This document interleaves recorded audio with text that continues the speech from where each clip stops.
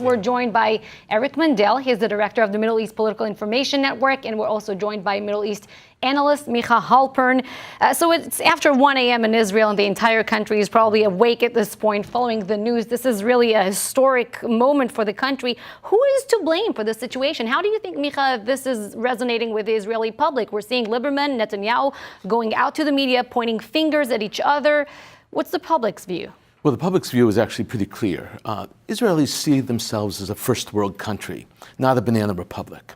Israelis, I'm not talking about Israeli leadership, and as a result, they're taking this very seriously, the Israeli people, to the point where they're saying they have to defend their democracy. And they feel that they're being harmed. In many ways, they see themselves as on par with the United States as a democracy, way above the Eastern Europeans, way above the Western Europeans, France, England, etc. So what's happened here is they've been hit hard, and they don't like that, because ultimately they know that they're cutting edge in science and technology and biotech, but they also think they're cutting edge in democracy. And suddenly, this infighting sort of ripped the soul right out of them. So the average Israeli is ticked off about this very thing. And Eric, I mean, let's talk about this issue with the ultra-Orthodox Jews and their exemption from being drafted into the military. I mean, this became a real issue, a real sticking point in Netanyahu's ability to form his coalition government, right? Well, this isn't new. Right. And I think we need to realize that Israelis are a spectrum of people, from secular atheists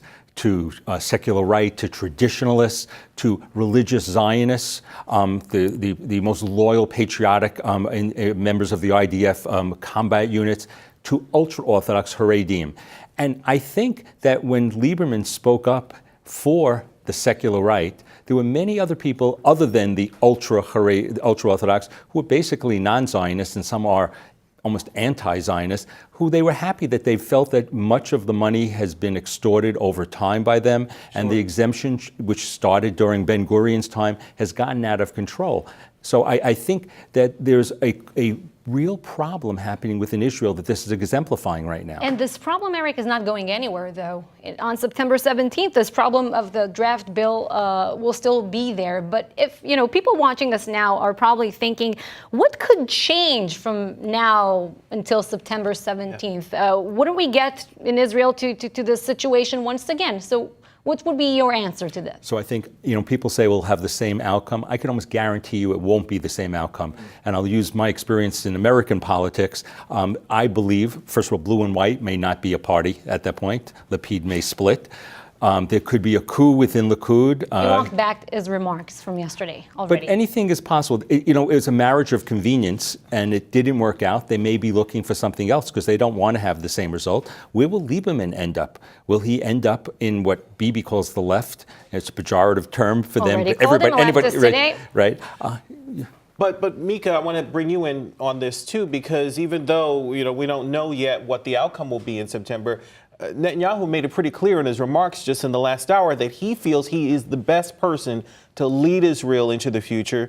And also he's blaming Lieberman, blaming him for what he says is dragging Israel into another round of elections. Is that true? Well, firstly, you could never expect Netanyahu to say anything other than that. Okay. He's not going to stand up and say, I'm responsible, or I'm not going to be the next leader of Israel. He obviously believes that he will be, and actually, as I look at the landscape, he will indeed. The problem is not who's number one. The problem is number two. Who's the number two? I've said this on air numerous times with you. In the Israeli election, the power doesn't go to the person who wins. The power goes to the person who doesn't, that is still wins, but doesn't necessarily have the plurality. And that's what we saw now. The people fundamentally who were able to determine whether or not we have a coalition was not the prime minister, but were the members that chose not to join the coalition. All right, Eric and Micah, you're sticking around with us. We have a lot more to break down. Well, to talk about the peace plan for more and its impact as well, let's bring in Micah Halpern again, Middle East analyst, and Eric Mandel, director of the Middle East Political Information Network. Eric, I'll start with you this time. I mean, dramatic day. We've been saying it in Israel. And of course, the Trump administration is watching closely. I mean, we had to wait until after the initial Israeli election to even talk about the peace plan. Now that there's going to be a new round of elections and come September, we're going to have to wait till then. I mean, that we're saying that the peace plan is going to come out in June, but is it likely we could get another postponement? Well, I think the Bahrain Economic Summit is going to happen. Sure. Who shows up is a different story. But I think they're going to want to have their peace plan, even if a government is not ready or very soon after a government's ready, because nobody really wants to have an American-sponsored peace plan coming out at the year of the election, and because it will be very much of a distraction and divisive. The election in this country. I'm sorry, yes, the American election. Right. Yeah. So I think it's something that's really important in timing.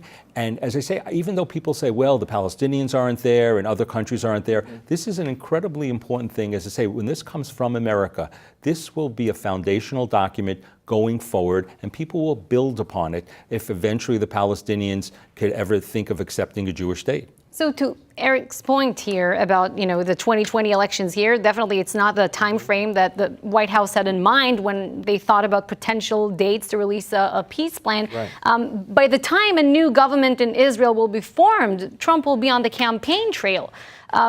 Is it fair to ask if this plan will ever see daylight? Well, there are 3 or 4 items that have to be addressed. First is I need to address the question of unprecedented in Israel. It's simply not true.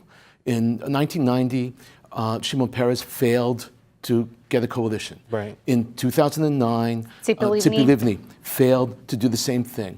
Every time there are new elections, it's because the Knesset votes a vote of no confidence. So it's important that we recognize this. It's important that it is within the context. That said, the election process in the United States is essential in terms of the peace plan for the Middle East, because it was one of the major platforms of the Trump campaign.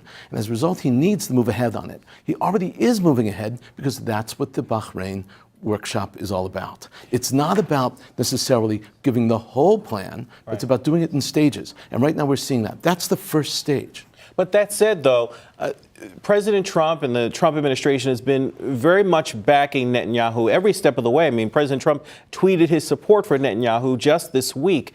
How tied is Netanyahu and his reelection, his continuance of his government, to the rollout of the peace plan and its success? Well, Netanyahu, on an international level, from Israel's point of view, from the Israeli point of view, from the voters' point of view, is a person who has the attention and the phone numbers of every major leader in the world. They will answer his phone call. That, by the way, is not the case with Jordan. The Jordanian leader will not get a phone call back when he calls the United States. That's an important element. So that connection is important, and he's going to ride that wave. That's going to be one of Netanyahu's panaches in his success. I want to ask you more specifically about Jordan. I know you have a very interesting take on this. Jared Kushner was in Jordan. He met with King Abdullah II, and he heard there are 2 important messages from the king. One is that Jordan will participate in the Bahrain summit, and the second is that Jordan will only back a 2-state solution for the conflict. But is Jordan's support really much needed? No, Jordan is really almost irrelevant. He's irrelevant as a leader himself, and we have to keep him relevant, though, in order to keep him in position, because the alternative to the King of Jordan is far worse than his presence. And that's important to recognize in terms of context. It's important to recognize also that once upon a time, at the beginning stages of the peace processes with Israel, he was very important. But now it's much less. He doesn't have any of the natural resources, none of the power, none of the strength. And as a result, he's really sidelined, which is okay, because Egypt, Saudi Arabia, Bahrain, etc., Qatar, these are countries that have more strength. I want to ask you, Eric, one thing about Hamas these days. Because of the political turmoil we're seeing in Israel, do you think that Hamas might try to take advantage of this? So far, Israel's southern border is pretty quiet, maybe thanks to the Egyptians, mediating and money from Qatar. But do you think that Hamas might take advantage of this? So it's the last thing that Netanyahu needs right now, I guess. It's a relative term, quiet, because there's always something happening there. In the tie-in between Hamas and Jordan, Jordan does not want to have a Palestinian state because they think a Palestinian state could fall and turn into Hamastan. And Jordan is incredibly worried because it's a majority Palestinian Arab country.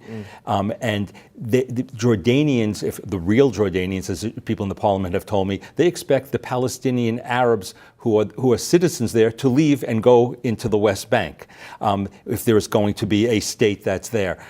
So the idea of that, when we put all this together, is UNRWA.